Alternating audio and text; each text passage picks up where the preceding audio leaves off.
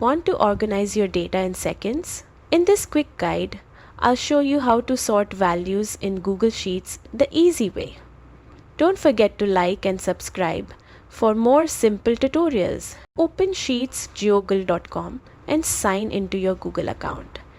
Pick the spreadsheet you want to work on and select the range of data you need sorted. At the top menu, click on Data, then hit Create a Filter. Now you will see filter icons next to each column. Choose the column you want to sort. Click the filter icon and select either Sort A to Z for ascending order or Sort Z to A for descending order. Instantly, your data will be rearranged exactly the way you want. And the best part? Google Sheets saves changes automatically, so your sorted data is safe. That's it, a super quick way to bring order to any messy spreadsheet. Like this video if it helped and subscribe for more Google Sheets tips.